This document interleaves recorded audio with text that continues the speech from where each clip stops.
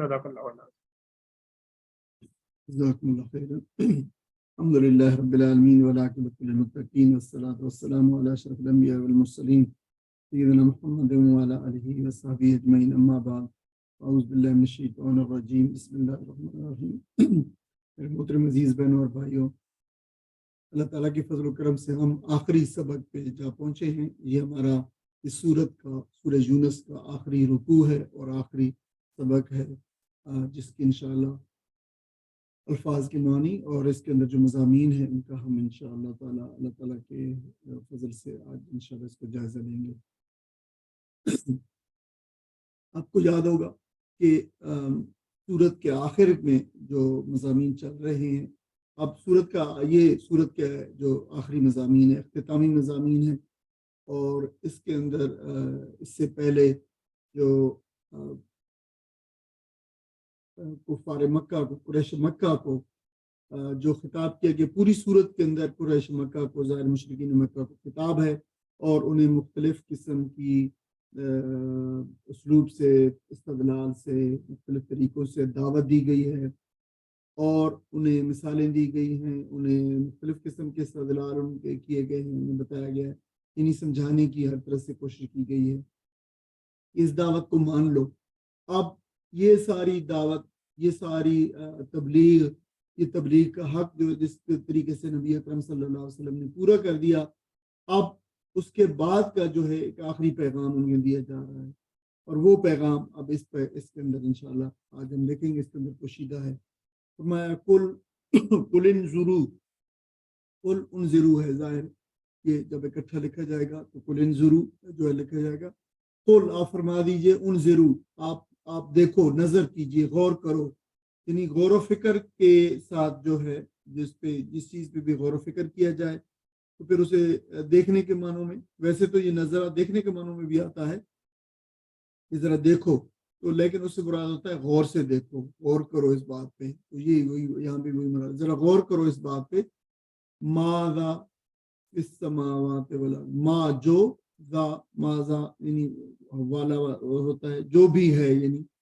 سماوات آسمانوں میں، والا زمین میں، جو بھی زمینوں میں، آسمانوں میں ہے، ان پہ غور کرو. یعنی یہ ساری کی ساری اللہ تعالیٰ کی آیات ہیں. وما تغنی، یہ اغنا سے اغنا یغنی ہے،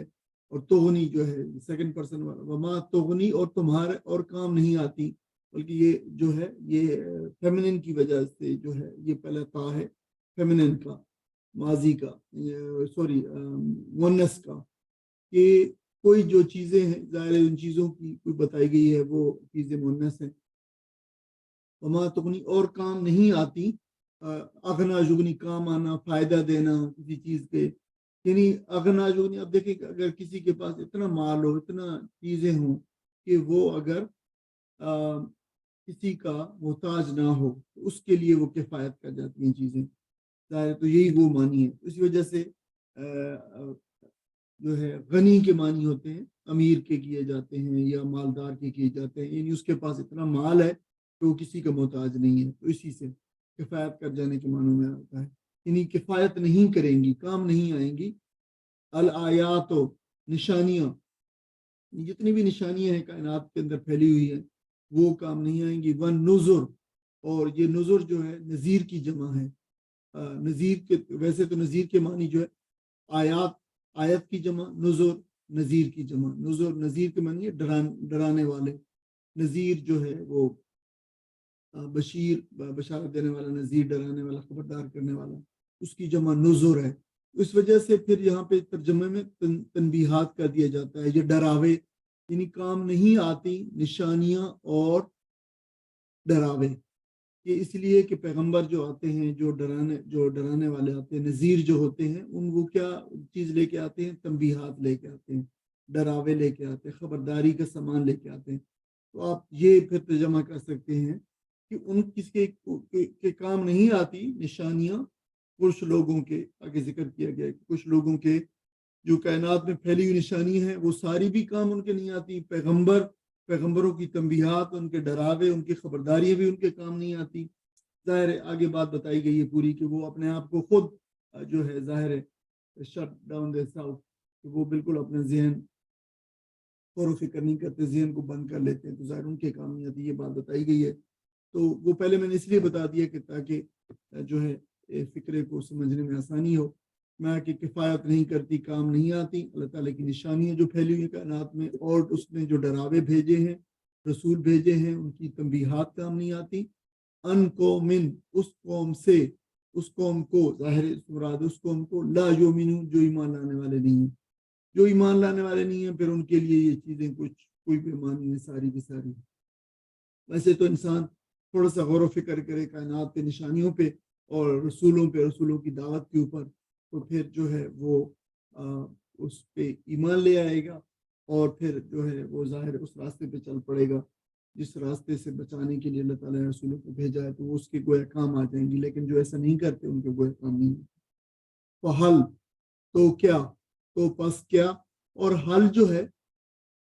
آپ دیکھیں گے کچھ لوگوں نے نہیں کا ترجمہ بھی کیا, کیونکہ حل جو ہے نفی کے معنوں میں بھی کبھی کبھار ریئرلی استعمال ہوتا ہے. اور پیچھے بھی ایک ایگزامپل اسی صورت کے اندر بھی آئی ہے,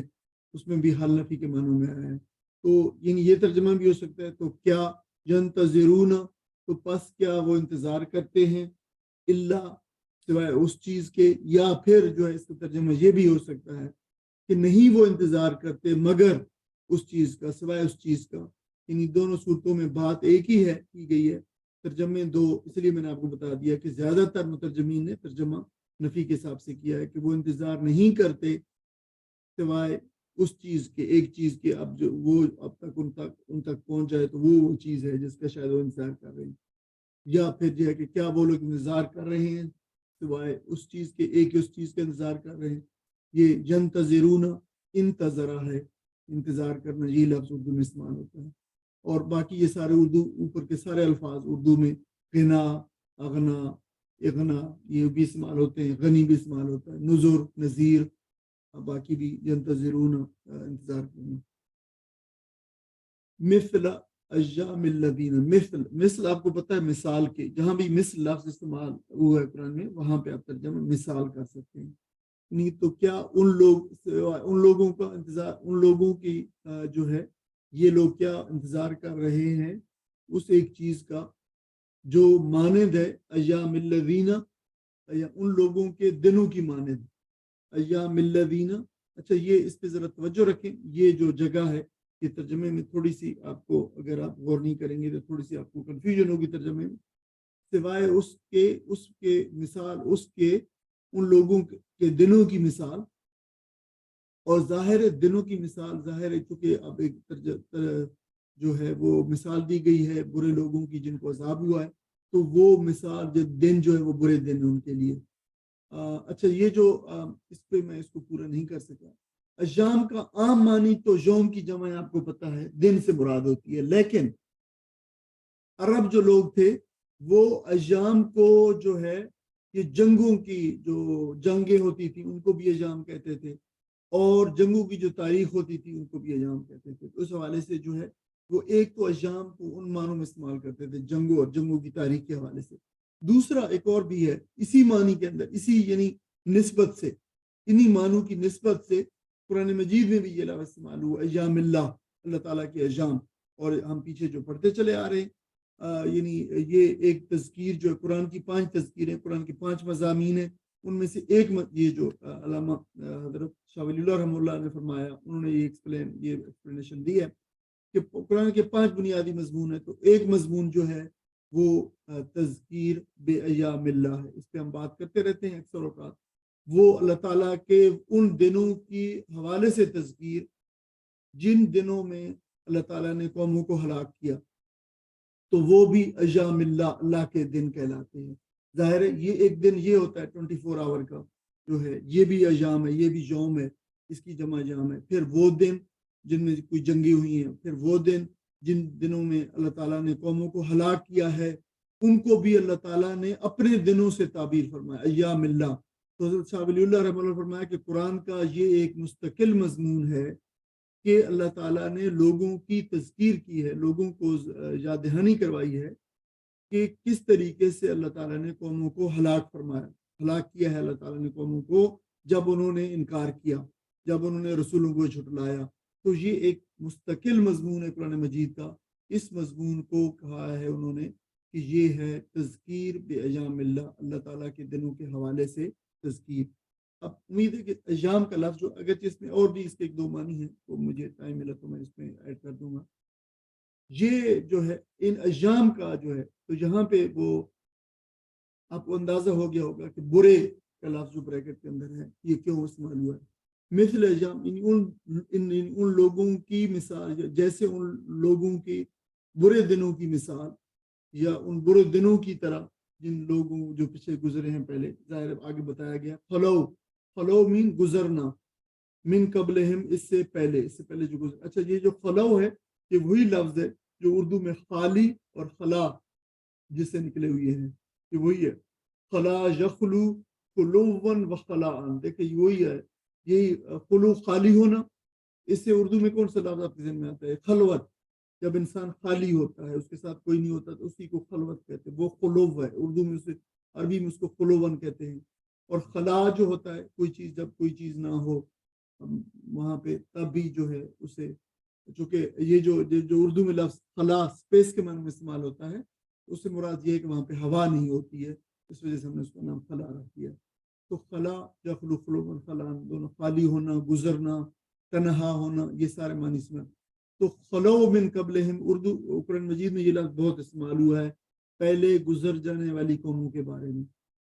فرمایا کہ یہ لوگ پھر، یہ کفار مکہ، مشرکین مکہ کیا انتظار کر رہے ہیں ان برے دنوں کا، جیسے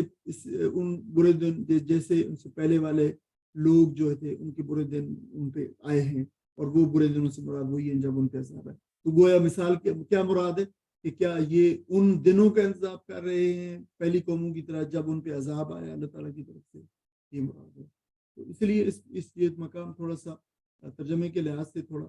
یہ عربی کے لحاظ سے صحیح ہے، لیکن اردو میں چونکہ ہم اس طریقے سے بات کو بیان نہیں کرتے کہ اس وجہ سے جو ہے وہ تھوڑے بعضوں کا کچھ ایسی ترکیبات ہوتی ہیں جو ہمیں اردو میں سمجھنے میں تھوڑی سی مشکل ہوتی ہے۔ قل، آپ فرما دیجئے، فانتظروا، پس انتظروا، تم انتظار کرو، وہی انتظروا یہ امر کا پہلے امر ہے، امپیریٹو ہے، پس تم انتظار کرو، انی بے شک میں، معکم تمہارے ساتھ، من المنتظرین، منتظرین وہی ہے، منتظر انتظار کرنے والا، منتظرین اس کی جمع، میں بھی انتظار کرنے والوں میں سے ہوں۔ ثم پھر، ننجی رسلنا، ننجی پہلا نون پیش نو جو ہے یہ پروناؤن ہے، یہ جو ہے ضمیر ہے، یہ دیکھیں، اور آگے لفظ ہے نجی، جو نجا، جو نجی نجات دینا، تو پھر پہلا نون پیش نو ہم والا ہے، فرسٹ پرسن پلورل، تو پھر اس طریقے سے پھر ننجی، ہم نجات دیتے ہیں، رسلنا اپنے رسولوں کو پھر ہم بچا لیتے ہیں، نجا ینجی تنجیت نجات، والذین آمنوا، اور ان لوگوں کو بھی جو ان کے ساتھ ایمان لائے، کذالک اسی طرح، اور فرمایا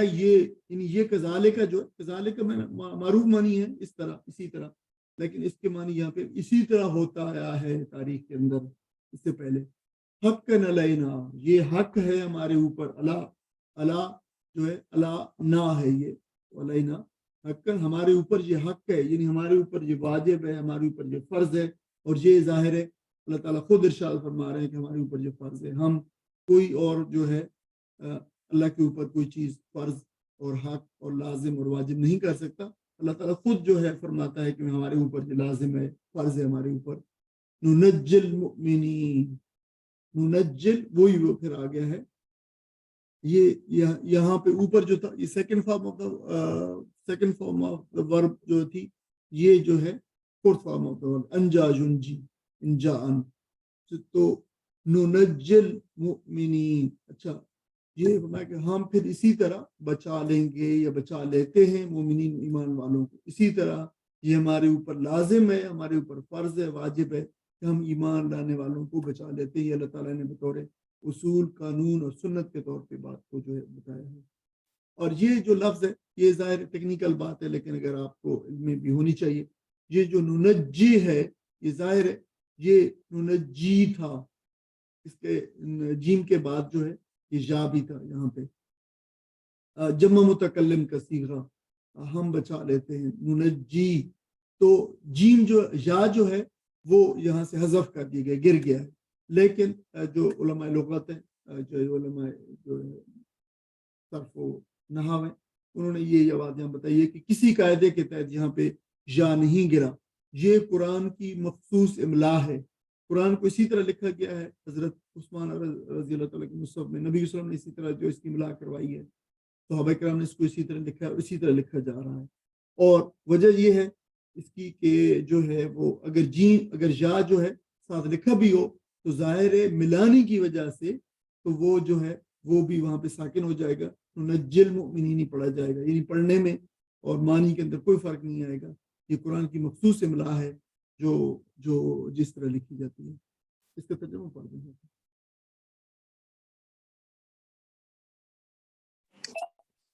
इनसे कहो ज़मीन और आसमानों में जो कुछ है उसे आंखें खोल कर देखो, और जो लोग ईमान लाना ही नहीं चाहते उनके लिए निशानियां और तंबीहें आखिर क्या मुफीद हो सकती हैं। अब ये लोग इसके सिवा और किस चीज़ के मुंतज़र हैं कि वही बुरे दिन देखें जो इनसे पहले गुजरे हुए लोग देख चुके हैं। इनसे कहो अच्छा इंतज़ार करो, मैं भी तुम्हारे साथ इंतज़ार करता हूँ। फिर जब ऐसा वक्त आता है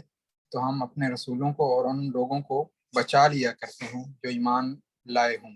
हमारा यही तरीका है, हम पर ये हक है कि मोमिनीन को बचा लें। अजीज बहन और भाइयों, जरा ये तर्जुमा आपके सामने है, आप थोड़ा सा इस पे गौर करें, देखें कि अब ये कुरान ये चूंकि यहाँ पे आखिरी रुकू से पहला रुकू जो खत्म हो रहा है, तो ये नहीं सूरत का इख्तिताम है ये। अब देख ले कि जो पहली सूरत सारे हमने अब तक 10 रुकू जो है कुरान मजीद के 100 आयात हमने पढ़ ली है, 102। तो आप देख लें कि जो पहले कुरान मजीद के सूरत के अंदर जो पहले अंदाज था बयान का, तो उसके अंदर बहुत ज़्यादा इस्तदलाल है, बहुत ज़्यादा उसमें जो है उसलूब के अंदर मुख्तलिफ किस्म के उसलूब में जो है वो बातें बताई गई हैं, दलीलें दी गई हैं, अकली, कौली, नकली, तारीखी, कौन मकान से, कायनात से, रोज़मर्रा की ज़िंदगी से, हर तरीके से समझाया गया। लेकिन अब वो सारी बातें नहीं हैं, अब वो सारी बातें बता दी गई। अब तो जो है नतीजा बताया जा रहा है कि देखो ये वो बात है, अगर तुम ये नहीं करोगे तो जो है इस तरीके से ये होगा। और बताया गया कि आखिर तुम जरा ये निशानियों पे गौर क्यों नहीं करते, अगर इस वजह से कि ये जो लोग इनकार करने वाले, तो मैं अगर कायनात के अंदर जो निशानियां फैली हुई अल्लाह ताला ने बेशुमार निशानियां दी, सारी इसमें भी जिक्र आया, दूसरी सूरतों में भी जिक्र आया, जो ईमान लाने वाले, जो इनकार करने वाले, जिद, हरदर्मी और अनाद पे जो कायम है, उनको किसी किस्म की निशानी काम नहीं आएंगी। तो उनका जो है फिर जो है मामला उनका ऐसा ही होगा जैसे दूसरी कौमों के साथ, जिनको डायरेक्टली बात बता दी गई है, नताइज की जो है बात बताई गई है। तो ये उसलूब का फर्क है। और ये आप इस हवाले से इसको भी जान लें कि जो सूरतों के जो इब्तिदा हैं, जो सूरतों की इब्तिदा हैं, जो तमाम सूरतों की, यानी और जो सूरतों के इख्तिताम हैं, ये सारे के सारे यानी शुरू और खवातीन मीम के साथ, नून के साथ नहीं, खवातीन, इख्तिताम जो है सूरतों के, और सूरतों के जो शुरू हैं, इब्तिदा है जो सूरतों की, वो इसी तरह पावरफुल मैसेजेस हैं। और आम तौर पर जिस तरीके से सूरत इब्तिदा में बहुत पावरफुल मैसेज से शुरू होती हैं, इसी तरह सूरत इख्तिताम भी बहुत पावरफुल मैसेज के साथ होता है। आप देखेंगे कि ये मैसेज आगे हम अभी देखने जा रहे हैं इंशाल्लाह कि ये कितना पावरफुल मैसेज यहाँ पे इन आयात के अंदर जो है वो बयान किया गया है। अब मोइज़ात के मुतालबों का जवाब दिया गया है जो वो बार बार जो है वो करते थे मुशरिकीन मक्का, जो है वो जैसे पहली कौमों के ऊपर जो है अजाब आए और उन्होंने जो है मुतालबे किए थे रसूलों से जो है मुइज़ों के, तो इसी तरीके से ये भी नबी के से बार बार मुतालबा करते थे कि हमारे सामने कोई ऐसा बिल्कुल ले आए चीज़ें जैसे हमारी ज़बानें जो है वो बंद हो जाएं और हम जो है हमारे दिल जो तस्लीम कर लें, और जो है वो कोई ऐसा सामने चीज़ आ जाए। अब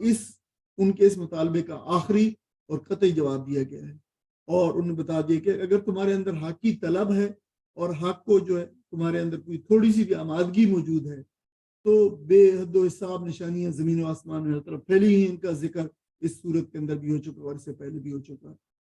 تو پھر تمہیں اس پیغام کے اوپر اور اس نبی اکرم صلی اللہ علیہ وسلم کی رسالت کے اوپر ایمان لانے کے لیے تو یہی جو ہے وہ کافی ہیں چیزیں۔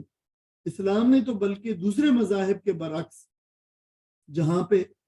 جو ہے وہ ایمان کو عقل کے بالکل منافی چیز سمجھا جاتا ہے، اسلام نے تو خود، قرآن مجید نے اور اللہ تعالیٰ نے تو لوگوں کو آفاق میں غور و فکر کی خود دعوت دی ہے کہ غور و فکر کرتے رہو اس کائنات کے اندر، اس پوری صحیفہ کائنات کو غور سے دیکھو، اللہ تعالیٰ کی ہر طرف اس کا ایک بلکہ اس کے ایک کائنات کا ایک چیز، اور اس کے پوری زمین کے اوپر جو درخت ہے اس کا ایک پتا تک جو ہے وہ اللہ تعالیٰ کی وحدانیت اور اللہ تعالیٰ کی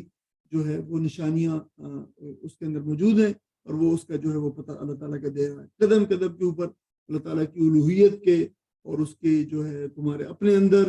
اور تمہارے آفاق کے اندر، پوری کائنات کے اندر ہر جگہ پہ تمہیں اللہ تعالیٰ کی ذات کے اوپر جو ہے وہ قائم ہونے والے بے شمار اور انگرد دلائل جو ہے تمہیں دکھائی دیں گے اگر تم ذرا برابر ان پہ غور کرو۔ تو پھر فرمایا کہ جس آنکھ میں بصیرت ہے اور دل میں قبولیت کا مادہ ہے، اس کے لیے تو کائنات کا ایک ورق جو ہے ادھر سے نصیحت ہے اور ادھر عبرت ہے۔ لیکن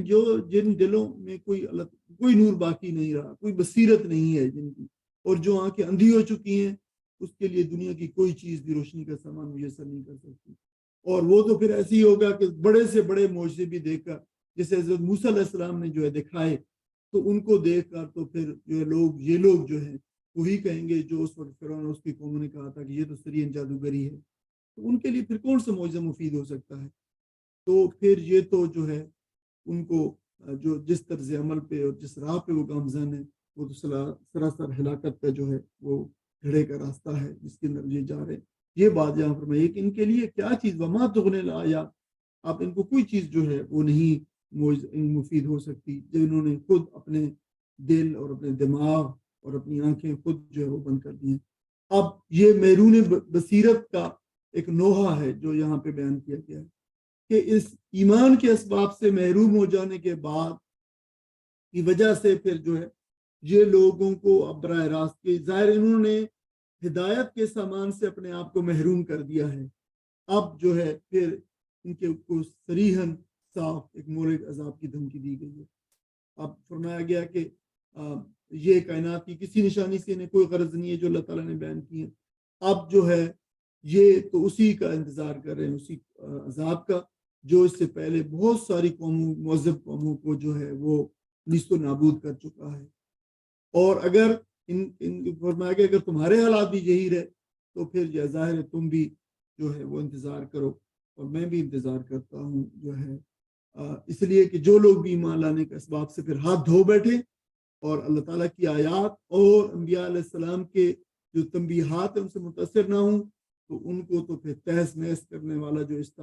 عذاب استیصال ہے، وہ تو پھر ان کے لیے تو ایک ہی چیز وہی باقی رہ جاتی ہے۔ انہیں کہا گیا کہ اگر تم یہی حالات ہے اور ایسی عذاب کا تم انتظار ہے تو میں بھی تمہارے ساتھ یہ انتظار کر رہا ہوں۔ میں تمہیں کوئی اس کی خصوصی تاریخ تو نہیں دے سکتا، وقت نہیں دیکھ سکتا، کیونکہ عذاب لانا میرا کام نہیں ہے بلکہ یہ پروردگار کا کام ہے۔ تو لیکن تمہارے کرتوتوں کے بارے میں بتا سکتا ہوں کہ تمہارا راستہ، تمہارا طرز عمل وہی ہے جو اس سے پہلے مہذب قوموں کا رہا ہے۔ اللہ تعالیٰ نے اپنی ایک ناقابل تغیر سنت کا ذکر فرمایا ہے، اس نے نافرمانوں کو لپیٹ میں لے لینے والے اس عذاب استیصال سے جو ہے ہمیشہ ایمان والوں کو الگ کر کے محفوظ رکھا ہے اور انہیں نجات دی ہے۔ اللہ تعالیٰ نے فرمایا کہ یہ ہمارے اوپر اہل ایمان کا حق ہے۔ نبی اکرم صلی اللہ علیہ وسلم کو اور ان کے ہمراہ جو اہل ایمان تھے ان کو ایک تسلی بھی دی گئی ہے کہ گزشتہ تمام انبیاء علیہ السلام اور پیغمبر اور جو ان کے ساتھ مومنین تھے، ہم نے جو ہے اسی طرح نزول عذاب کے وقت اپنے رسولوں کو اور ان کے ساتھ ایمان لانے والوں کو اسی طرح اللہ تعالیٰ فرمایا کہ ہم نے بچا دیا۔ اب یہ پورا رکوع جو ہے یہ 93 سے آیت 93 سے لے کر 103 تک، اس میں اگر تھوڑا سا ہم ریکیپ کر لیں تو ہمیں فرعون کی نابودی کے بعد فرمایا کہ اللہ تعالیٰ نے بنی اسرائیل کو اچھی سرزمین، پاکیزہ نعمتیں اور طیب رزق مہیا کیا۔ فرمایا کہ دعوت اللہ کے انکار پر، مکذبین پر بڑا سخت عذاب نازل ہوا ہے، اور انہیں بتایا گیا کہ نوح علیہ السلام اور موسیٰ علیہ السلام اور ان کے بعد بھی جو درمیان میں بہت سارے انبیاء مبعوث ہوئے، ان کی قوموں نے انہیں جھٹلایا، جس کے نتیجے میں پھر ان کا ہلاک وہ ہو گئے۔ یہ انہیں بتایا گیا۔ اللہ تعالیٰ کی آیات اور نشانیوں کو جھٹلانا اور جھٹلانے والوں کا مہلک عذاب میں گرفتار ہونا اللہ تعالیٰ نے اپنی سنت کے طور پہ اس کو جو بیان فرمایا ہے۔ اللہ تعالیٰ نے قوم یونس کی توبہ اور ایمان کو قبول کر لیا اور ان سے مہلک عذاب کو ٹال دیا۔ ایک استثناء کے طور پر سے قرآن میں بیان کیا گیا ہے کہ کسی قوم پہ عذاب کا فیصلہ ہو جانے کے بعد کوئی قوم بچی ہے تو وہ صرف اور صرف جو ہے قوم یونس تھی، اس لیے کہ انہوں نے اللہ تعالیٰ سے توبہ استغفار کی اور ایمان لے آئے۔ یہ بھی بتایا کہ جبری ایمان اللہ تعالیٰ کو ہرگز مطلوب نہیں ہے، اپنی مرضی سے اور اپنے غور و تدبر کے بعد انسان جو ایمان جو ہے قبول کرے اس کی جو ہے وہ ویلیو ہے اور اس کی جو ہے ظاہر ہے قیمت ہے، قدر و قیمت ہے۔ ہدایت و ضلالت کے ضمن میں اللہ تعالیٰ کی سنت یہ ہے کہ اللہ تعالیٰ کسی کے ایمان و ہدایت کی راہ میں کوئی آپ رکاوٹ نہیں ڈالتا۔ انسان کا اناد اور اس کی دھرمی اس کی محرومی کا سبب ہوتا ہے۔ پھر میں ایک انسان بااختیار ہونے کے باوجود اللہ تعالیٰ کی اجازت کے بغیر کسی کام کو انجام دینے یا اس سے انتخاب کرنے پر قادر نہیں ہے۔ یعنی اللہ تعالیٰ خود تو کسی نہیں کرتا، کسی کے راستے میں رکاوٹ پیدا نہیں کر سکتا، لیکن یہ بھی یہ صحیح ہے کہ اللہ تعالیٰ کی جو ہے وہ اذن نہ ہو پھر کوئی جو ہے، یعنی اللہ تعالیٰ ہر چیز کے اوپر قادر ہے، یہ بات بھی بتائی ہے۔ جو لوگ ایمان لانے کے اسباب سے ہاتھ دھو بیٹھے اور آیات الہی اور انبیاء کی تنبیہ سے متاثر نہ ہوں تو پھر وہ عذاب استیصال کے مستحق ہو جاتے ہیں۔ یہ اس رکوع کا جو خلاصہ تھا۔ میں کل یا ایھا الناس، اے لوگوں، تمام لوگوں کو خطاب کیا گیا۔ سورت کا آخر ہے، یہ جنرلائزیشن ہے، لیکن ظاہر ہے خطاب تو مخاطبین اول ہی ہے، قریش مکہ اور مشرکین مکہ ہے۔ ان کن تم، اگر تم ہو، فی شکن، کسی شک میں۔ شک کا ہم پچھلے جو جتنے معنی تھے شک کے شیڈز ہیں وہ سارے ہم پچھلے سبق میں پڑھ چکے ہیں۔ من دینی، میرے دین کے حوالے سے، میرے دین کے متعلق، میرے دین ہے یہ جو جس پہ میں قائم ہوں، جس کی میں تبلیغ کر رہا ہوں، اس کے متعلق تمہیں کوئی شک ہے تو پھر میں تمہیں صاف صاف بتا دیتا ہوں۔ فلا، پس نہیں، اعبد اللہ، اعبد الذین، پس میں نہیں پھر عبادت کرتا، اعبد میں عبادت کرتا، الذین ان کی جن کی، تعبدون تم عبادت کرتے ہو، من دون اللہ اللہ کو چھوڑ کر، ولیکن بلکہ، اعبد اللہ میں تو اس اللہ کی عبادت کرتا ہوں، الذی جو یتوفاکم جو تمہیں وفات دیتا ہے۔ اصل میں لفظ وفات دینا، یتوفا جو ہے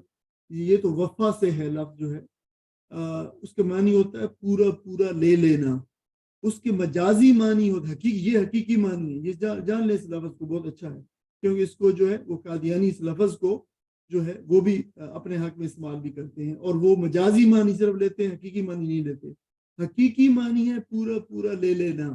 اور اس میں قرآن مجید میں آیا ہے کہ اللہ تعالیٰ وہ ہے جو تمہیں لے لیتا ہے تمہاری روحوں کو رات کو، اور پھر جو ہے کسی کو لوٹا دیتا ہے اور کسی کو رکھ لیتا ہے، تو پھر وہ وفات ہو جاتی ہے، موت دیتا ہے ان کو۔ تو مجازی معنی موت دینا ہے، لیکن حقیقی معنی پورا پورا لے لینا ہے۔ توفا، جو توفا، توفین، یہ باب تفاعل ہے، پورا پورا لینا، موت دینا، یعنی وہ ہے۔ وہ امر تو، اور مجھے حکم دیا گیا ہے، ان اکونا کہ میں ہو جاؤں، یہ کہاں یکون کونن، یہ کم لفظ ہم اس کو پڑھا لیکن یہ بہت زیادہ ہوتا ہے، کہاں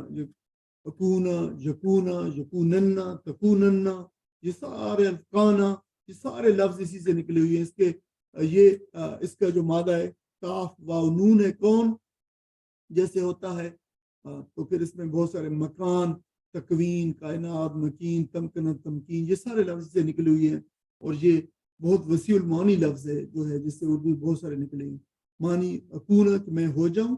من المومنین ایمان لانے والوں میں سے، وان اقم، اور مجھے یہ بھی حکم دیا، واو جو ہے یہ مغایرت کا ہے، غیر، یعنی ایک بات تو یہ مجھے امیر تو، اور مجھے ایک حکم دیا گیا ہے کہ میں مومن سے ہو جاؤں، وان، اور یہ بھی حکم دیا گیا ہے کہ اقم میں قائم ہو جاؤں، وجہ کا اپنے چہرے کو قائم رکھوں، اپنے چہرے کو سیدھا رکھوں، قائم رکھوں۔ اقامہ کا مطلب ہوتا ہے اقامہ یقوم اقامتاً، سیدھا رکھنا، سیدھا کرنا، قائم رکھنا، قائم کرنا، یہ معنی اس کے ہوتے ہیں کہ میں اپنے چہرے کو سیدھا رکھوں، بالکل چہرے کو قائم رکھوں، ظاہر ہے کس چیز پہ، للدین، دین کے اوپر، دین کے لیے اپنے چہرے کو سیدھا رکھوں، استقامت دکھاؤں، حنیفہ، یکسو ہو کر، بالکل۔ اچھا، یہ جو لفظ ہے یکسو، یہ حنیف ہے، یہ تو آپ کہیں کہ ان آیات کے اندر یا پورے اس آخری رکوع کے اندر، پورے اس جو ہے جو پورے کا پورا جو ہے ڈسکورس ہے، اس میں سب سے اہم لفظ یہی آ رہا ہے۔ حنیف کا مطلب ہے، حنفہ کا مطلب ہوتا ہے ٹیڑھے راستے چھوڑ کر سیدھا رفتار کرے، یعنی بے شمار پگڈنڈیاں ہیں ادھر ادھر کی ساری، ان کو چھوڑ کر ایک سیدھی شاہراہ پہ سیدھا چلنا، یہ حنفہ ہے۔ حنفہ یحنفو حنفن، اسی سے پھر لفظ حنیف جو اس کی صفت مشبہ ہے جس کے اندر ہمیشہ یہ صفت ہو، جو ہمیشہ اس صفت کا حامل ہو کہ وہ تمام راستوں کو چھوڑ کے ایک ہی راستے پہ چلنے والا ہو، یعنی وہ مائل بحق ہو، حقیقت کی طرف رجحان اور میلان ہو اس کا، ہر چیز کو چھوڑ کر صرف ایک اللہ کا ہو جانے والا، اللہ کی طرف لو لگانے والا، اللہ کی طرف جو راستہ جاتا ہے اس کے اوپر چلنے والا ہمیشہ کے لیے، اور کبھی اس کے اندر یہ صفت نہیں ہے کہ وہ کبھی سے ہٹ جائے، وہ حنیف ہے۔ اسی وجہ سے اس کے معنی بالکل یکسو ہے وہ اسی کے اوپر، کوئی چیز نہ وہ اس کو خیال آتا ہے کہ میں کسی اور راستے پہ چلوں، اور نہ وہ اس پہ چلتا ہے، اور نہ اس کے چلنے کا امکان ہے۔ تو وہ شخص جو ہے جو حنیف ہے، یکسو ہے بالکل وہ اس کے اوپر۔ اس لفظ کو بہت اچھی طرح سمجھ لینی چاہیے کہ جہاں بھی جو قرآن مجید میں ابراہیم علیہ السلام کا ذکر آیا ہے اسی لفظ کے ذریعے سے ذکر آیا ہے۔ اسی کو جو ہے دین حنیف کہا جاتا ہے، اسلام کا نام بھی دین حنیف ہی ہے کہ بالکل یکسو ہو جانا، تمام چیزوں سے کٹ کے صرف محض اللہ کی طرف، اللہ کے ہو جانا، اللہ کی طرف جو ہے وہ اپنے آپ اپنا کنیکشن اسے جو استوار کر لینا، اور باقی ساری چیزوں کو جو ہے وہ چھوڑ دینا اس کے مقابلے کے اندر، اس کی تمام صفات کے ساتھ اس کا جو ہو جانا، یہ حنیف ہے۔ یہ بہت اہم لفظ ہے، اسی لیے میں نے اس کی تھوڑی سی زیادہ تشریح کر دی کہ ظاہر ہے اس آگے جو ہے اس کے لیے جو اس کی تشریح ہے وہ اس میں یہ سارے معنی آتے ہیں۔ وَلَا تَكُونَنَّ، اور تم ہرگز نہ ہو جاؤ، اور ہرگز نہ ہو، اور ہرگز کہاں سے معنی پائے جاتے ہیں؟ جو تکون کے بعد نون مشددہ لگا ہے، جو یہ نون تاکیدہ، یہ نون تاکید ہے، نون ثقیلہ ہے، نون جو ہے مشددہ بھی سے کہتے ہیں، من المشرکین، مشرکین میں سے۔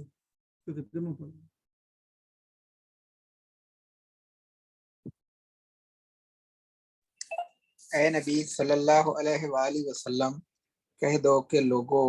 اگر تم ابھی تک میرے دین کے متعلق کسی شک میں ہو تو سن لو کہ تم اللہ کے سوا جن کی بندگی کرتے ہو میں ان کی بندگی نہیں کرتا، بلکہ صرف اسی خدا کی بندگی کرتا ہوں جس کے قبضے میں تمہاری موت ہے۔ مجھے حکم دیا گیا ہے کہ میں ایمان لانے والوں میں سے ہوں، اور مجھ سے فرمایا گیا ہے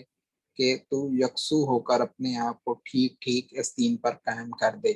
اور ہرگز اور ہر ہر اور ہر ہرگز مشرکوں میں سے نہ ہو۔ یہ 2 دفعہ یہاں پہ فرمایا گیا، اور 2 دفعہ ظاہر ہے اس وجہ سے ہرگز ہرگز مشرکوں میں سے نہ ہو، یہاں پہ یہ تاکید ہے بہت زیادہ، یعنی یہ لفظ تاکید کا آیا ہے، تکونن۔ اچھا، اب عزیز بہنوں اور بھائی آپ دیکھیے کہ یہ پوری بنی نوع انسان کو خطاب ہے۔ ظاہر ہے یہ قرآن کا اعجاز ہے، یہ اللہ تعالیٰ کا کلام ہے، اس کے اندر بہت زیادہ بلاغت ہے، یہ تمام انسانوں کو خطاب کیا گیا، لیکن یقینی طور پر جب قرآن مجید اتر رہا تھا تو پہلے اس کے مخاطبین وہی تھے، مشرکین مکہ، تو اول درجے میں انہی کو خطاب ہے، لیکن یہ تمام لوگوں، تمام انسانوں کو خطاب ہے۔ اور میرے عزیز بھائیو، نبی اکرم صلی اللہ علیہ وسلم کی زبان مبارک سے یہ خطاب جو ہے کہلوایا جا رہا ہے، قل، آپ فرما دیجئے، آپ کہہ دیجئے۔ تو اس کا مطلب یہ ہے کہ تمام لوگوں کو، مجھے اور آپ کو، یہ پیغام جو نبی اکرم صلی اللہ علیہ وسلم ڈکلیئر کر رہے ہیں، پروناؤنس کر رہے ہیں، یہ جو ہے جان لینا چاہیے کہ لوگوں، یہ وہ بات ہے جو نبی اکرم صلی اللہ علیہ وسلم جس کا اعلان فرما رہے ہیں، آپ بھی اسی بات کو جو ہے پکڑ لو، اسی بات کو جان لو، اسی بات کا اعلان کر لو، اسی بات کے اوپر قائم ہو جاؤ جس کے اوپر نبی اکرم صلی اللہ علیہ وسلم قائم ہیں، اور جو بات آپ اعلان فرما رہے ہیں۔ اور اسی وجہ سے میں نے کہا کہ یہ جو اختتام سور ہیں، صورتوں کے جو اختتام ہیں، یہ بہت ہی پاورفل ہے، اور خاص طور مکی صورتوں کے جو اختتام ہیں بہت ہی پاورفل ہے۔ اس حوالے سے یہ بہت ہی اہم مقام ہے قرآن مجید کا، یہ والا بھی آخری فیصلہ کن اعلان جو ہے وہ کیا جا رہا ہے، اور یہ وہ مضمون ہے جیسے میں نے کہا کہ اس صورت کا آغاز بھی جو ہے وہ اسی مضمون سے ہوا تھا، اور اب صورت کا اختتام بھی اسی مضمون سے آ رہا ہے۔ ابتدائی صورت سے لے کر آخر تک اب یہاں پر جتنے کے سارے مضامین آئے وہ اصول دین کے مباحث سے، یعنی جن میں حقیقت مسائل توحید رسالت آیا ہے، قیامت اور آخرت ہے، حشر و نشر ہے، جزا و سزا ہے، ظاہر ایمانیات ثلاثہ جو ہیں ان کا ذکر ہے یہاں پہ، اور ان کے دلائل ہیں جن کے ذریعے سے اسلام کی حقانیت کو واضح کیا گیا ہے، یہ بات جو بتائی جائے گی۔ اب اس صورت کے پہلے رکوع میں کیا تھا؟ وہاں بھی مشرکین کے بعض اعتراضات کے جواب دیا گیا تھا، اور ان کی حماقتوں کے حوالے سے انہیں جو ہے وہ ان کا یعنی ان کی تصریح کی گئی تھی، ان کی وضاحت کی گئی تھی، اور انہیں جو ہے توحید کی، خالص اللہ تعالیٰ کی بندگی کی دعوت دی گئی تھی۔ یعنی تمہیں ہر اس کی بندگی کرو، یہ چیزیں جو تم سارے اس کے ساتھ شریک کرتے ہو، تم مانتے تو ہو اللہ کو، لیکن یہ سارے اس کی جو ہے یہ کرپٹڈ قسم کا اور پولوٹڈ قسم کا تمہارا جو عقیدہ ہے کہ یہ لوگ بھی اور دوسرے بھی اور یہ بت بھی اور ہمارے یہ بزرگ بھی اور یہ سارے اللہ تعالیٰ کے ساتھ جو ہے اس کی خدائی میں شریک ہیں، اور اس کے جو ہے وہ کے ذریعے سے جو ہے وہ یہ دنیا کو چلا رہا ہے۔ تو خالص ان کو چھوڑ کے خالص بندگی کی دعوت دی گئی۔ اب اس آخری رکوع میں بھی یہاں پہ تمام عقائد کے لیے توحید کو بنیاد بنائی دعوت دی گئی، یعنی کہ توحید کو جو بنیاد بناؤ، اور اس پہ پھر اعتراضات جو ہیں ان کے جواب دینے، اور اس کے پہ جو پیدا ہونے والے جو بعض گوشے ان کا تذکرہ یہاں پہ کیا گیا ہے، اور اس کے بعد اسی مضمون کا جو ہے خلاصہ یہاں پہ بیان کر دیا گیا ہے، وہی مضمون جو سورت کے بالکل ابتدا میں تھا۔ لیکن ایک فرق ہے کہ وہاں پہ ایک تعارف تھا اور وہاں پہ ایک جو ہے ان کو دعوت دی گئی تھی، یہاں پہ تیور جو ہے بہت دیکھے ہیں جو ہے وہ استعمال ہوئی ہے۔ اب دیکھیے ایک صورت کے اندر یہ جو آیت ہے، یا جو الناس ان کنتم فی شک من دینی فلا اعبد الذین، عابد کا لفظ ہے، تعبدون من دون اللہ الذین تعبدون من دون اللہ، پھر میں اس کی عبادت نہیں کرتا، ولکن اعبد، میں اس کی بات کرتا ہوں۔ ایک آیت کریمہ کے اندر 3 مرتبہ عبادت کا لفظ آیا ہے۔ اب یہ ہے ظاہر ہے کہ اللہ کے رسول صلی اللہ علیہ وسلم کی تمام مثبت کوششیں جو آپ نے فرمائی اس دوران تک، ان کے جواب میں قوم کا جو منفی طرز عمل، ان کی حد سے بڑی ہوئی اذیت رسانیاں، دعوت اور ہدایت کے معاملے میں جو ان کی عدم دلچسپی تھی بلکہ وہ شدید مخالفت تھی، ان آیات میں جو جواب دیا گیا ہے گویا یہ ان کو ایک آخری صدا ہے۔ لیکن کس حوالے سے یہ بات بتائیے؟ اب دیکھیے جیسے میں نے کہا ہے کہ عبادت کا لفظ 3 مرتبہ آیا ہے، تو جو لفظ عبادت جس کے لیے ہم عربی میں یا اردو میں استعمال کرتے ہیں، یا اس کے ساتھ جو دوسرے عبودیت، ابدیت کا لفظ بھی پھر عام طور پر ہم کرتے ہیں ترجمہ عبادت کے بندگی سے کرتے ہیں کہ ہم تیری ہی بندگی کرتے ہیں۔ اب قرآن مجید کے مجموعی طور پر فرامین کو اگر ہم دیکھیں تو بندگی کی 4 صورتیں جو واضح ہوتی ہیں قرآن مجید سے۔ بندگی ایک عاجزانہ فرما برداری سے شروع ہوتی ہے، بالکل ایک عام جو لوگ جو ہے فرما برداری کرتے ہیں، چاہے دنیا میں جو ہے بڑے قوت ہے یا قوت والے ہیں ان کی، یا پھر کسی اور چیز کی، پھر بڑھتے بڑھتے وہ غیر مشروط اطاعت کی شکل اختیار کر لیتی ہے، وہ بھی عبادت ہے، اور اس سے آگے بڑھ کر غلامی میں جو ہے ڈھل جاتی ہے، وہ بھی جو ہے عبادت ہے، اور اگر اسے پھر مذہبی تقدس بھی مل جائے تو یہی غلامی پھر پرستش، ریچولز اور جو ہے وہ مظاہر عبادت کی شکل اختیار کر لیتی ہے، پرستش کی شکل اختیار کر لیتی ہے، یہ بھی عبادت ہے۔ یہ 4 صورتیں ہیں جو ہے عبادت کی۔ یہاں پہ اس کو اگر غلامی کو بھی اسی کلر کے اندر آپ شامل کر لیں تو یہ 4 جو ہے صورتیں اس کی بنتی ہیں، اور یہی وہ 4 جو ہے صورتیں ہیں جو بندگی کے حوالے سے قرآن مجید میں مذکور ہیں۔ اب نبی اکرم صلی اللہ علیہ وسلم کی زبان مبارک سے بندگی کے حوالے سے اعلان کیا گیا کہ مشرکین مکہ کو خطاب کیا گیا ہے، جس طرح فرمایا کہ اپنی فرما برداری اور غیر مشروط اطاعت کے آستانے تم نے بنا رکھے ہیں مختلف اس دنیا کے اندر، وہ چاہے طاقت اور قوت کے ہوں تو یا پھر جو ہے وہ تم کوئی اور کی کوئی صورت بھی ہو، اور پھر جو ہے تم نے تو پھر ہر تخت و تاج کے مالک یا جو قوت کا علمبردار ہے اس کے سامنے غلامی کی روش تم نے اختیار کر لی ہے، یا پھر کہیں پہ تمہیں کوئی مشقت یا پھر کوئی تقدس اگر اس کی چیز کی جھلک نظر آتی ہے تو تم وہاں پہ اپنا سرمایہ پرستش جو ہے سارے کا سارا وہیں پہ ڈھیر کر دیتے ہو، یعنی پرستش بھی اسی کے آگے، انہی کے آگے دعائیں، انہی سے جو ہے حاجتیں مانگنا سب کچھ جو ہے نا وہیں کر دیتے ہو۔ یہ بات جو انہیں بتائی گئی ہے، اور یہ ہوتا چلا آیا ہے کہ مال و دولت بتایا گیا، جہاں پہ یہ بتایا کہ مال و دولت، قوت و طاقت، تخت و تاراج اور سلطنت، یہ ایسی چیزیں نہیں ہیں جن کے سامنے انسان اپنا جو ہے انسانیت کا خراج جو ہے وہ پیش کرے، انسان یعنی اپنے انسانیت کی جو معراج ہے، یعنی یہ وہ اپنے آپ کو جو ہے جھکا دے، انسان وہاں پہ ان کے آگے جھکا دے، یہ کوئی ایسی چیزیں نہیں ہیں۔ لیکن بدقسمتی سے ایسا ہوتا چلا ہے۔ فرمایا گیا کہ یہ سب چیزیں عارضی ہیں، اور انسان کا ان مصنوعی قوتوں کے سامنے جھک جانا انسان کی بڑی بدقسمتی ہے، اور انسان پھر اپنے حوالے سے بڑا ظلم کرنے والا ہے۔ کائنات کو بنانے والے رب کے فیصلوں پر یہ بے اعتمادی ہے کہ اپنے سے کہیں کمتر اور کہتر مخلوق کے سامنے انسان اپنے آپ کو جو ہے اپنی بندگی کے سرمایہ اس کو جو ہے وہاں پہ لگا دے اور ڈھیر کر دے کسی کے اور کے آگے، اور اپنے مقام بندگی سے گر کر پھر ذلت کی وادیوں میں جا گرے، یہ نبی صلی اللہ علیہ وسلم کو فرمایا کہ آپ اعلان کر دیجیے میں یہ ہرگز نہیں کرنے والا کسی صورت کے اندر بھی. اور پھر یہ ایک تو بات یہ کی گئی کہ میں ظاہر میں نہیں کرنے والا جن کے آگے تم جھکتے ہو. یہ جو قوت اور دولت اور تخت و تاراج اور سلطنت اور یہ تقدس کہ جتنے حالے تم نے قائم کر رکھے ہو جن کے آگے تم جھکتے ہو میں ان کے آگے جھکنے والا نہیں ہوں. ایک بات یہ بتائی گئی. دوسری بات جو بتائی گئی ہے انہی 3 مرتبہ عبادت کا لفظ لا کے وہ بتائی گئی کہ میں نہیں جھکنے والا. تو پھر میرے جھکنے کا میری بندگی کا مستحق کون ہے وہ بتایا گیا. فرمایا گیا یعنی یہ سوال بھی واضح کر دیا گیا کہ وہ کون ہے پھر جس کے سامنے انسان کو جھکنا چاہیے, جس کے سامنے انسان کو اپنا دستے سوال جو دراز کرنا چاہیے, جس کی ناراضگی سے بچنا چاہیے,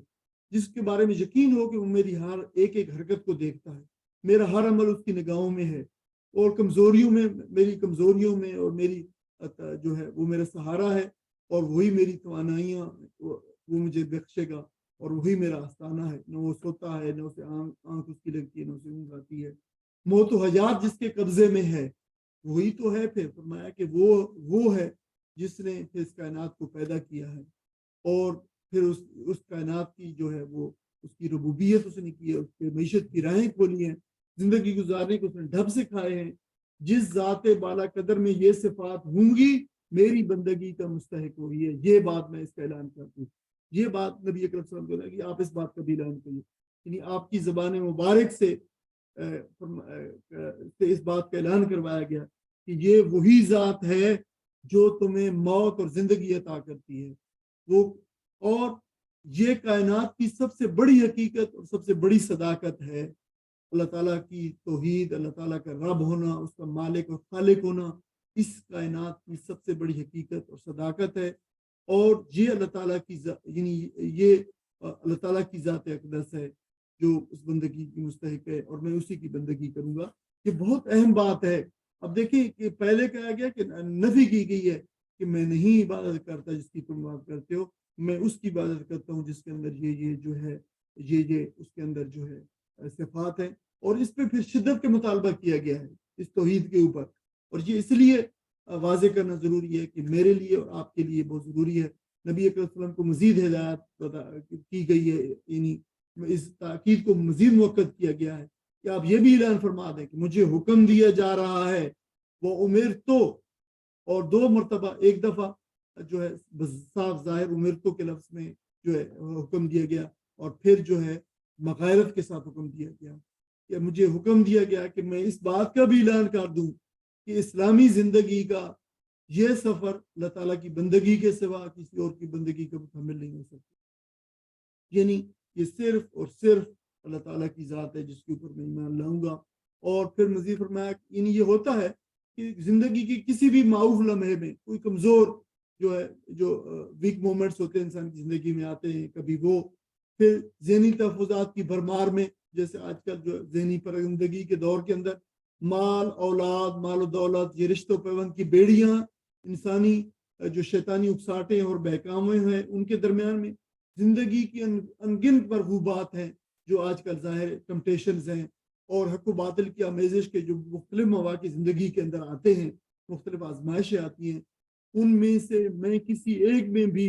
اپنے رب کے ساتھ شرکت کے کسی امکان کو رد کر کے اپنے حقیقی رب پر خالص ایمان رکھنے کا مجھے کہا گیا ہے کہ میں جتنے بھی یہ موقع ہیں ہر جگہ پہ میں ثابت قدم رہوں, میں کسی کمزور لمحے کے شکار نہ ہوں, اور کسی کمزور لمحے کا شکار ہو کر اپنے رب کے ساتھ کسی کو شریک نہ لاؤں. کسی کو مجھے اولاد نہیں ملتی ہے تو کسی کو میں آستانے پہ جا کر اولاد مت مانگوں, بلکہ میں اللہ تعالیٰ سے مانگوں. کسی مجھے جاب نہیں مل رہی ہے, مجھے یہ ضرورت ہے, مجھے وہ ضرورتیں ہیں, میری زندگی کی بہت ساری ضرورتیں ہیں, لیکن میں ان سارے کمزور لمحات کے اندر میں کسی کمزور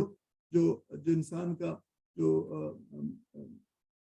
آسرا ہوتا ہے میں اس کا نہیں لوں گا آسرا, بلکہ میں اللہ تعالیٰ کے آگے اللہ تعالیٰ کے ساتھ اس کے ساتھ کسی کو شریک نہیں کروں گا.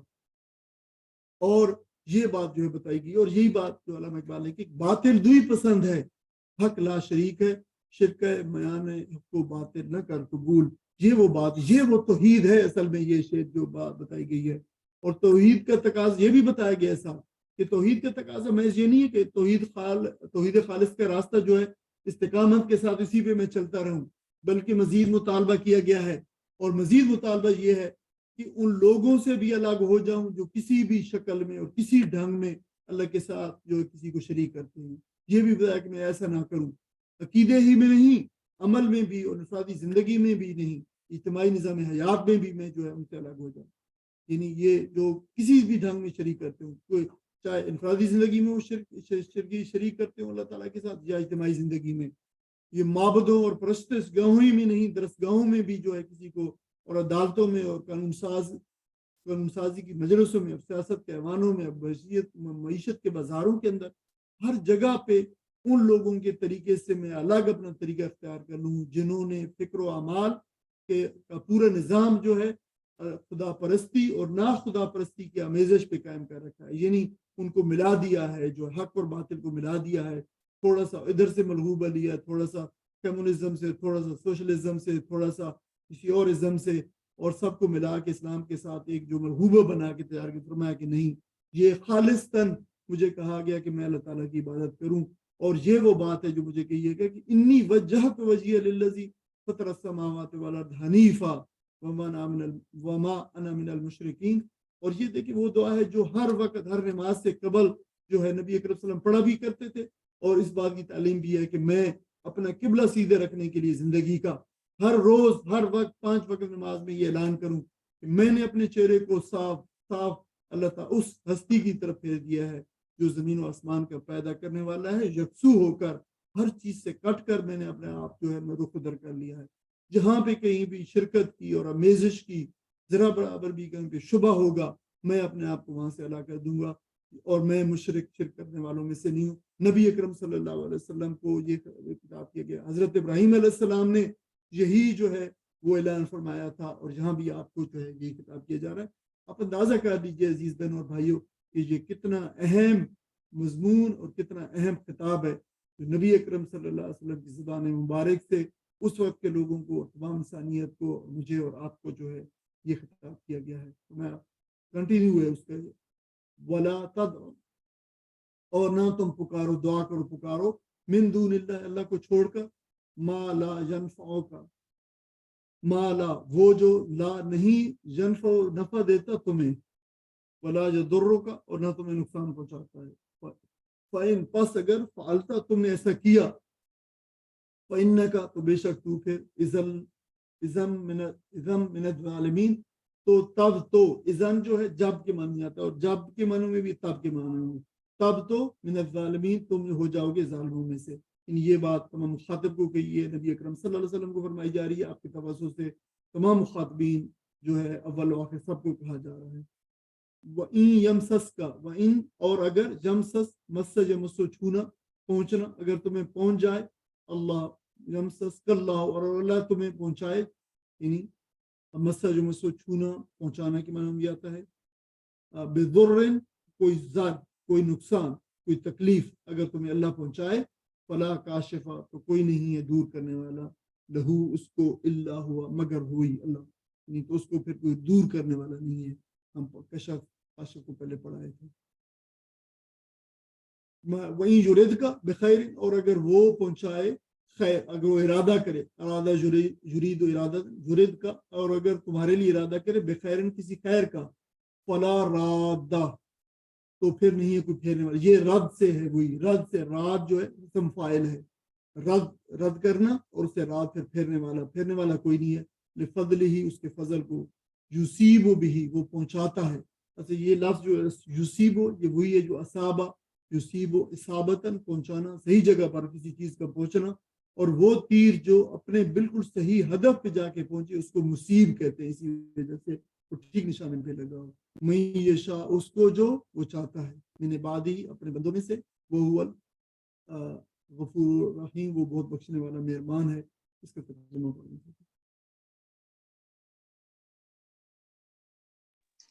اور اللہ کو چھوڑ کر کسی ایسی ہستی کو نہ پکارو جو تجھے نہ فائدہ پہنچا سکتی ہے نہ نقصان. اگر تو ایسا کرے گا تو ظالموں میں سے ہوگا. اگر اللہ تجھے کسی مصیبت میں ڈالے تو خود اس کے سوا کوئی نہیں جو اس مصیبت کو ٹال دے، اور اگر وہ تیرے حق میں کسی بھلائی کا ارادہ کرے تو اس کے فضل کو بکھیرنے والا بھی کوئی نہیں ہے. وہ اپنے بندوں میں سے جس کو چاہتا ہے اپنے فضل سے نوازتا ہے، اور وہ درگزر کرنے والا اور رحم فرمانے والا ہے۔ جزاک اللہ۔ اب یہ بات بتائی گئی ہے وہی بات جو بھی آئی تھی، میں نے حق و باطل، امیزج حق و باطل یعنی شرک کا، وہاں پہ پازیٹیولی، یہاں پہ نیگیٹیولی، یعنی یہاں پہ اس شرک کا بتلان کیا گیا ہے کہ دیکھیں آپ اس بات کو اچھی طرح جان لیں، آج اسباب کی دنیا کے اندر جس میں ہم زندہ ہیں، انسان ہزاروں چیزوں سے استفادہ کر رہا ہے اور کرتا ہے، اور انہی کو بروئے کار لا کر آج انسان امکانات کی دنیا کے اندر بہت بڑی انقلابات جو ہے برپا کر رہا ہے، جس کا ماضی کے اندر جن کا تصور بھی نہیں کیا جا سکتا۔ لیکن ذرا غور کریں کہ اس اسباب کی وسیع و عریض دنیا کے پیچھے اذن الہی کام کر رہا ہے۔ یقینی طور پر جو اللہ تعالیٰ کا حکم ہے اور اللہ تعالیٰ کا جو ہے اذن اس کے پیچھے ہے۔ اللہ تعالیٰ ان چیزوں کو اگر انسان کے لیے مسخر نہ کرتا اور ان میں جو موجود خواص ہیں اگر وہ خواص اللہ تعالیٰ ان کے اندر نہ رکھتا اور پھر ان خواص کا علم اگر اللہ تعالیٰ انسان کو نہ دیتا تو یہ انسان کے لیے کبھی ممکن نہیں تھا کہ وہ ان کو استعمال کرتے ہوئے یہ فائدہ اٹھاتا اور GPT-4 اور اس طرح کی جو ہے آج جو AI ہے اس تک جو ہے پہنچ پاتا انسان۔ تو در حقیقت یہی زندگی کا وہ دائرہ ہے جس سے میں انسان غیر اللہ کو اللہ کا شریک بناتا ہے، حالانکہ وہ جانتا ہے کہ وہ جس کو بھی شریک بناتا ہے وہ ہر چیز اللہ تعالیٰ نے خلق کی ہے، وہ اللہ تعالیٰ کی مخلوق ہے، اور ہر مخلوق اپنی بقا اور بقا کے امکانات اور اپنی طبی ضرورتوں کے لیے اللہ تعالیٰ کی محتاج ہے۔ اور یہ کس قدر حماقت کی بات ہوگی کہ ایک محتاج چیز کو جس کے اندر جس کے خواص خود اللہ تعالیٰ نے رکھے ہیں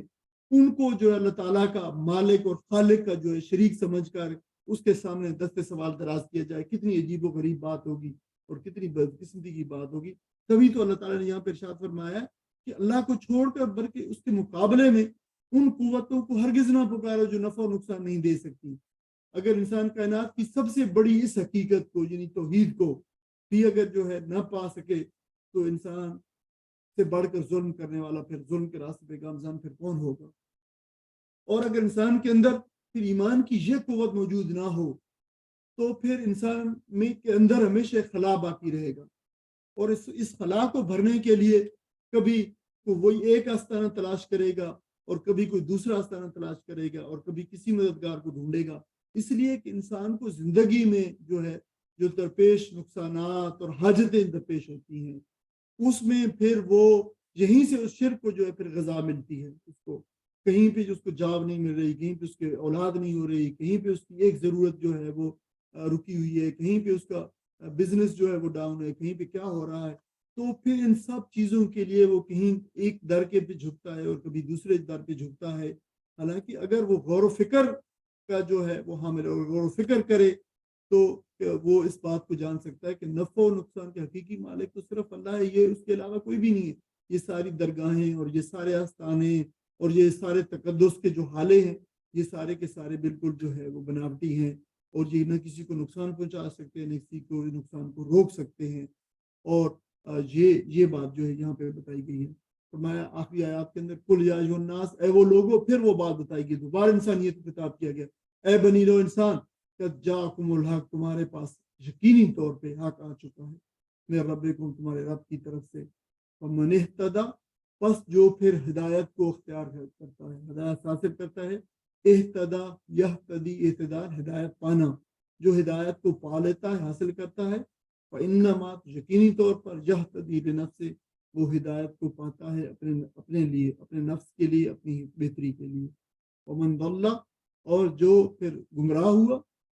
فإنما يضل علیہ، یہ قرآن مجید میں مضمون بے شمار مرتبہ آیا ہے، تو پھر اس گمراہی کا وبال اس کے اپنے اوپر ہے۔ وما انا، اور میں نہیں ہوں، علیکم، تمہارے اوپر، بے وکیل، کوئی نگران، کوئی وکیل تمہارے اوپر نہیں ہوں۔ یہ بات واتبع، آپ پیروی کیے جائیں، ما، اس کی، یوحیٰ الیک، جو وحی کیا گیا ہے تمہاری طرف، آپ کی طرف، واصبر، اور صبر کیے چلے جائیں،